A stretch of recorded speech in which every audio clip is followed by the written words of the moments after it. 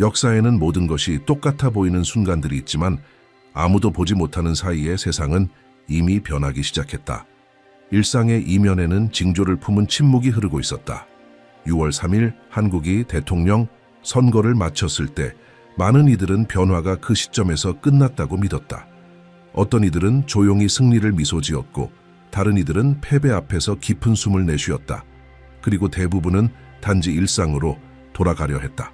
하지만 아무도 예상하지 못했던 것은 진정한 전환점이 보이는 것에 있는 것이 아니라 느껴지는 것에 있었다는 점이다. 신문은 안정성을 이야기했고 SNS는 예상 가능한 의견들로 가득 찼지만 일본 오키나와의 한 여인은 바다와 영혼의 부름을 느꼈다. 바다 앞에 앉아있는 그녀의 이름은 바람에 속삭이듯 들려왔다. 시마부쿠로였다. 사람들은 그녀를 유타라 불렀다. 보이지 않는 것을 보는 이. 그녀는 수평선을 바라보며 속삭였다. 반도의 영혼이 곧 깨어날 것이며 그 이후로 세상은 결코 예전 같지 않을 것이라고. 그녀는 오랜 세월 반쯤 열려 있었던 고대의 문이 이제 완전히 열릴 준비를 하고 있다고 말했다. 그리고 그 문은 처음에는 아무도 이유를 이해하지 못하더라도 전 세계의 시선을 끌게 될 것이라고 했다. 처음에는 아무도 그녀의 말을 진지하게 받아들이지 않았다. 그녀의 말은 너무 시적이고 너무 막연하며 너무 현실과 동떨어져 보였다. 하지만 시간이 흐르자 공기 속 무언가가 바뀌기 시작했다. 작은 징후들, 거의 보이지 않는 몸짓들, 무게를 머금은 침묵들, 마치 다른 바람이 불기 시작한 듯했다. 잠시 멈춰 선 사람들, 느끼는 것을 허락한 이들은 조용한 사회의 표면 아래에서 무언가 새로운 것이 형성되고 있음을 깨달았다. 시마부쿠로는 땅이 움직이기 전 바람이 운다고 말했다. 그리고 그 후에 마음이 바뀐다고. 그녀에 따르면 한국은 이미 각성의 여정을 시작했다. 그리고 그 울림은 바다를 넘어 퍼질 것이다. 그녀는 전쟁이나 정치, 혁명에 대해 말하지 않았다. 그녀의 예언은 더 깊은 차원을 가리켰다. 미묘하지만 돌이킬 수 없는 변화, 한 민족의 집단적 영혼에서 태어나는 변화였다. 오랫동안 세계는 긴장과 혁신, 속도를 이유로 한국을 주목했다. 하지만 이제 그녀는 말한다. 세상은 다른 눈으로 한국을 바라보기 시작할 것이라고.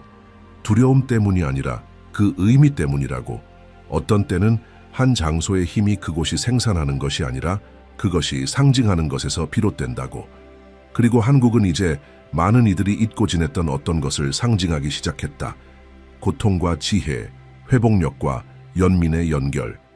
진정한 변화는 그녀가 말하길 결코 요란하게 오지 않는다. 사람들은 왜 그런지 모른 채 감정이 바뀌기 시작할 때 찾아온다. 우선순위가 예고 없이 바뀔 때, 평온이 단순한 갈등의 부재가 아니라 집단적 선택이 될 때.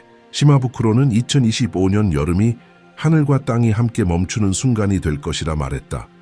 멈추기 위해서가 아니라 조율하기 위해서, 끝내기 위해서가 아니라 준비하기 위해서, 결정을 내리기 위해서가 아니라 기억하기 위해서.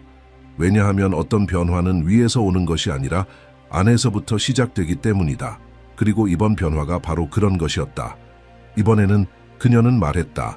지도자들이 방향을 정하는 것이 아니라 민중이 그 역할을 할 것이라고.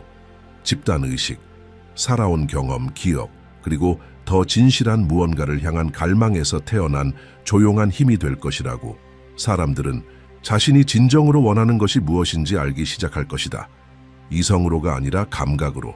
그리고 그런 일이 일어나면 그녀는 말했다. 되돌아갈 수 없다. 방향이 바뀌고 흐름이 재정이 되며 길이 드러난다고 더 성급하게 듣는 사람들은 이해하지 못할지도 모른다. 하지만 이해하지 못해도 느끼는 사람들은 무언가가 시작되었음을 안다. 그리고 이 영상이 당신에게 도달했다면 어쩌면 그 감정이 이미 당신 안에서 시작되었기 때문일지도 모른다. 시마부쿠로는 말했다. 조용해 보이는 것이 종종 위대한 것의 시작이라고. 그리고 오늘 모든 것이 여전히 같아 보인다면 어쩌면 우리는 지금 옛것과 새것 사이의 경계선, 익숙한 것과 불가피한 것 사이에 서 있는 것일지도 모른다고. 시마부쿠로는 바닷가에 앉아 눈을 감은 채 파도를 바라보았다. 마치 그녀를 이끄는 것이 더 이상 시각이 아니라 어떤 원초적인 청각인 것처럼 그녀는 말했다. 바람도 없는 날 나무가 흔들린다면 그것은 땅 아래에 물줄기가 바뀌었기 때문이라고. 그리고 같은 방식으로 한 민족 전체가 이유도 모른 채 머뭇거리고 멈추고 되새기기 시작할 때 그것은 의식의 흐름이 바뀌고 있다는 신호라고.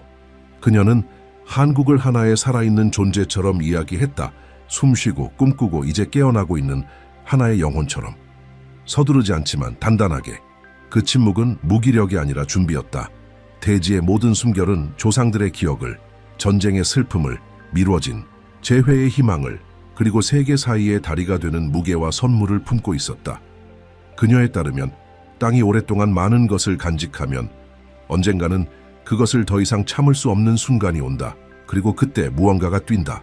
처음에는 보이지 않는 곳에서, 그 다음에는 피할 수 없는 현실에서. 예언자의 말에 따르면 2025년의 여름은 하늘이 숨을 들이쉬고 땅이 다시 내쉬는 시점이 될 것이다. 거룩한 교환, 고대의 순환이 다시 시작되는 순간. 그리고 그것은 우연이 아니었다. 시마부쿠로에게 이 시기는 단순한 기후적 간극이 아니라 영적인 지표였다. 시간과 시간 사이의 시간, 변화가 법률로 이루어지는 것이 아니라 진동으로 이루어지는 때. 그녀는 거리에서 시위를 보지 못했지만 일상의 몸짓 속에서 이동의 에너지를 느꼈다. 마치 무언가가 아주 은밀하게 더 이상 오래된 것에 안주하지 않으려는 듯.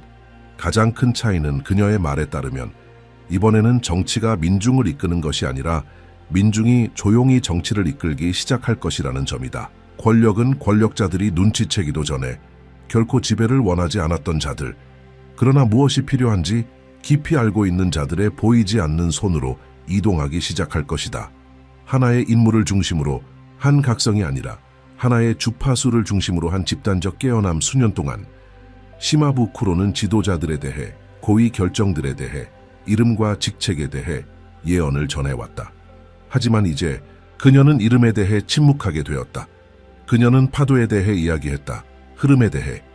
고요한 거리 속, 평범한 얼굴 속, 더 이상 위를 바라보지 않고 내면을 응시하는 눈빛 속에서 형태를 갖추기 시작한 심리적 조류에 대해. 그녀는 새로운 의식이 태동하고 있다고 말했다.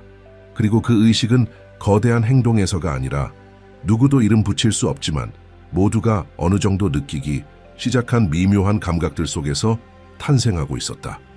이제는 더 이상 해답의 시대가 아니었다. 감각의 시대였다. 사람들은 더 이상 구원받기를 원하지 않았다. 그들은 스스로를 구하는 방법을 기억하길 원했다. 그리고 그 기억은 머리에서 오는 것이 아니었다. 몸에서, 직관에서, 오랫동안 규범과 두려움과 외부의 긴급함에 의해 억눌렸던 깊은 감각에서 오는 것이었다. 한국은, 그녀는 말했다, 스스로의 영혼을 재구성하고 있었다. 그리고 그 재구성은 조용하지만 절대적인 것이었다. 처음에는 머뭇거림이 오고 그 다음에는 탐색이, 마지막으로는 인식이 따를 것이다. 자신을 다시 발견하는 여정. 예언은 말했다. 첫 신호는 기사 제목이 아니라 속삭임이 될 것이라고. 변화는 협약에서가 아니라 눈빛에서 시작될 것이라고. 국가의 재탄생은 법령으로 이루어지는 것이 아니라 새로운 감수성의 집단적 개화에서 일어날 것이라고. 그리고 더 있었다. 무녀는 오래된 말들의 귀환에 대해 이야기했다. 나가 아니라 우리의 부활. 낯선 이들 사이에서도 공유된 기억에서 피어나는 힘. 마치 현대 도시의 콘크리트 아래에 보이지 않는 소속감의 그물망이 다시 짜이기 시작하는 것처럼, 오랫동안 흩어졌던 나무뿌리가 다시 서로를 감싸 안기 시작하는 것처럼 오키나와의 예언자 시마부쿠로는 이름에 대해 직접적으로 말하지 않았지만 이번 새로운 순환 속에서 선택된 지도자는 단지 통치자로서가 아니라 민중의식의 거울로서 결정적인 역할을 하게 될 것이라고 암시했다. 그녀에 따르면 이번 지도자는 평범한 대통령이 아닐 것이다. 그는 하나의 통로가 될 것이다. 스스로 의도하지 않았더라도 결국 한반도의 영적 재설계를 이끄는 역사적 역할을 수행하게 될 인물적 첫 번째 변화는 그녀가 말하길 북쪽에서 올 것이다. 극적인 사건이 아니라 뜻밖의 몸짓으로. 손짓, 초대, 어쩌면 미묘한 외교 장벽의 해제, 그리고 그것은 꼭 평양에서 시작되는 것이 아니라 민족 간에 보이지 않는 진동에서 비롯될 것이다. 시마부쿠로는 새로운 한국 대통령이 개인의 삶에서 깊은 모순을 품고 있다고 말했다. 형식적으로는 회의주의자였지만 본성적으로는 열려있는 인물. 그리고 바로 이 조합이 불가능해 보였던 것을 가능케 할 것이라고. 두 코리아 간의 새로운 접근의 언어, 요구가 아니라 경청으로 이루어진, 조약이 아니라 의도로 이루어진 소통, 그녀는 말했다. 한반도의 가장 미묘한 시점은 전쟁도 평화도 아닌 보이지 않는 긴장 속에 있을 것이라고. 세상이 강요하기 전에 서로를 알아봐야 하는 도전. 예언에 따르면 새로운 대통령은 익숙한 논리를 고수할 것인지 아니면 아직 정의되지 않은 흐름 속으로 뛰어들 것인지 선택해야 할 것이다. 그리고 그 선택은 아무리 조용하더라도 나라 전체의 균형을 바꿔놓게 될 것이다. 경제적으로 이러한 움직임은 예측 가능성에 의존하는 이들에게 불편함을 줄 것이다. 피상적인 안정에 익숙한 금융시장은 불안정하게 반응할 것이며 증시는 출렁이고 국제 투자자들은 정부의 신호를 신중하게 분석하게 될 것이다. 그러나 시마부쿠로는 모든 영적 재편성은 무엇보다도 먼저 가시적인 세계의 일시적인 불균형을 야기한다고 말했다. 그리고 그것은 두려워할 것이 아니라 이해해야 할 것이라고 했다. 그녀는 한국이 성장을 추구하는 과정에서 통제의 전문가가 되었다고 했다. 정보의 통제, 생산성의 통제, 감정의 통제. 그러나 이제 이 나라는 또 다른 힘, 즉 신뢰의 힘을 경험하라는 초대를 받게 될 것이라고. 새로운 지도자는 그것을 완전히 인식하지 못한 채 기존의 틀에 맞지 않는 결정을 내리기 시작할 것이다. 일부에게는 비판을, 다른 이들에겐 찬사를 받겠지만 가장 중요한 것은 오래도록 민중의 내면에서 잠들어 있던 질문 하나를 깨운다는 점이다. 지금이야말로 논리를 바꿔야 할 때가 아닌가? 시마부쿠로는 자신의 환시 속에서 공개되지 않은 회의들을 보았다.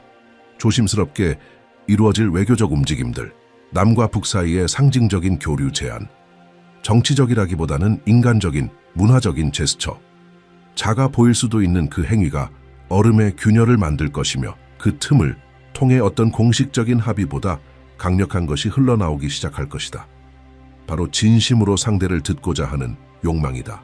이 욕망은 이상주의에서 비롯되는 것이 아니라 피로에서 비롯된다. 더는 설명이 되지 않는 분단에 지친 민중은 북을 두려움이 아닌 호기심으로 바라보기 시작할 것이다. 그리고 북 역시 고립이 더는 힘이 아니라는 것을 느끼게 될 것이다. 그것은 의미의 부재일 뿐. 시마부쿠로는 새로운 대통령이 이로 인해 시험받을 것이라고 했다. 아무도 듣고 싶어 하지 않는 목소리를 들을 수 있는 능력. 그에 대한 응답은 단지 정치의 향방을 넘어서 국가 정체성에 보이지 않는 윤곽을 형성하게 될 것이다. 같은 시기 그녀는 경제적 신호와 영적 신호가 뒤섞이는 것을 보았다. 외형적 성장을 잘 해왔던 이 나라가 이제 내면의 성장에 대한 긴박함을 느끼기 시작할 것이다.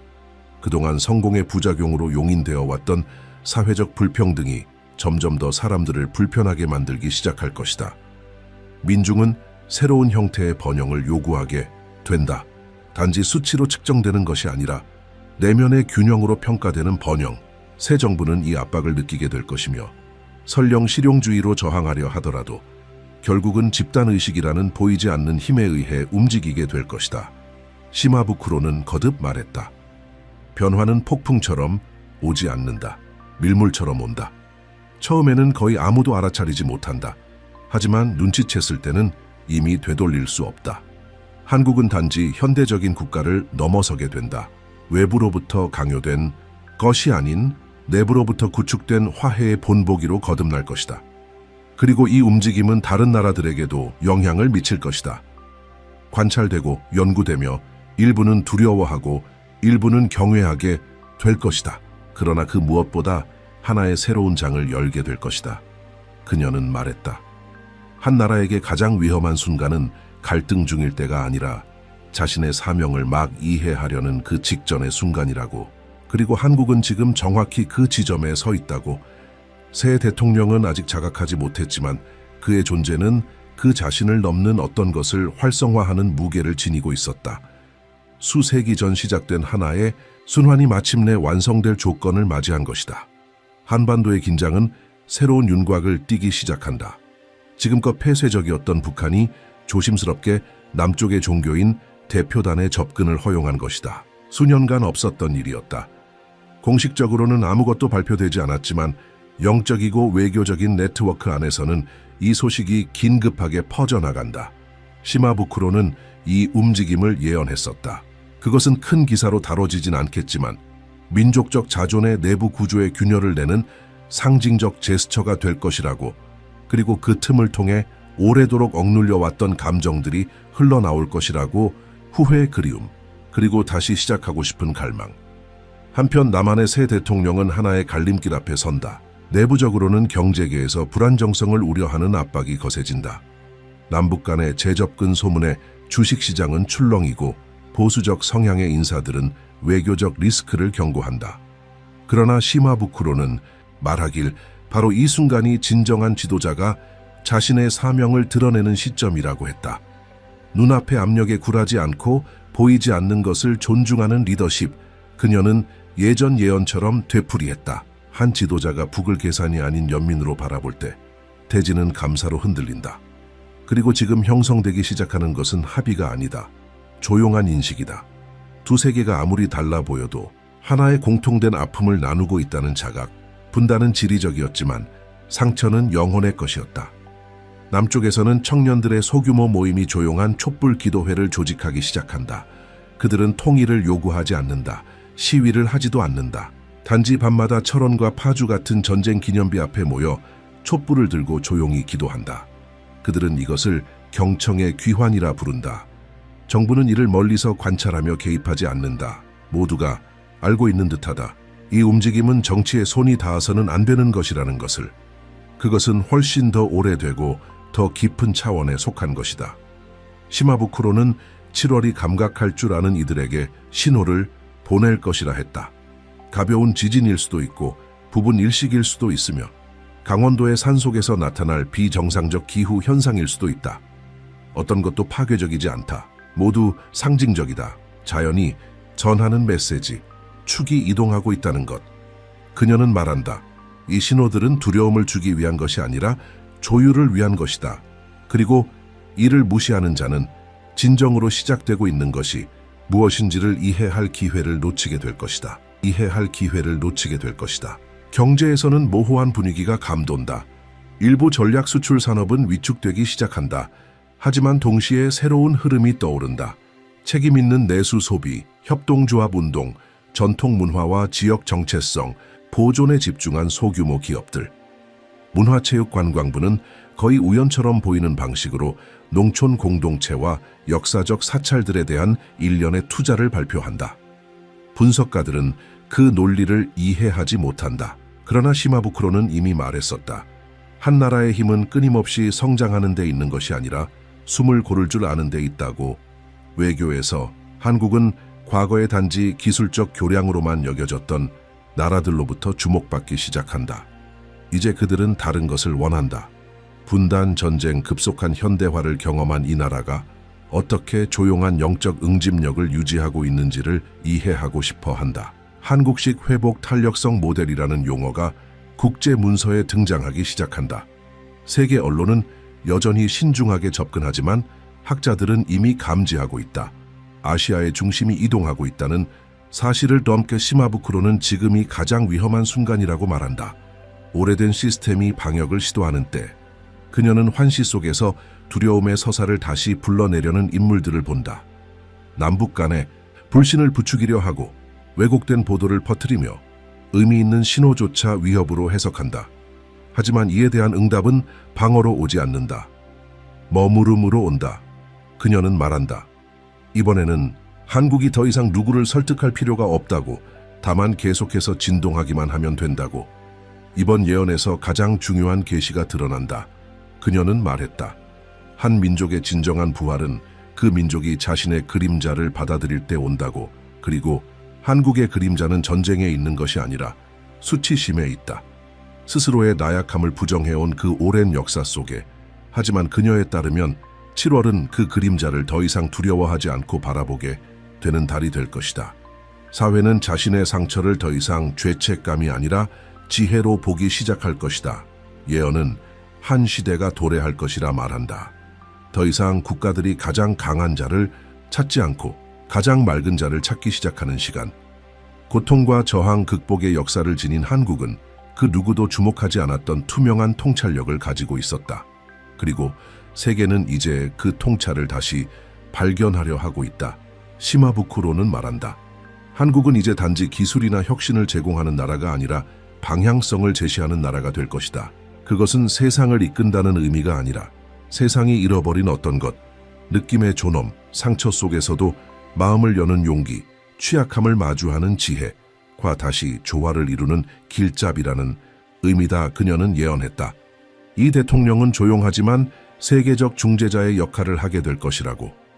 직책의 권위 때문이 아니라 그가 지닌 에너지 때문. 그는 침묵의 외교에서 기준점이 될 것이다.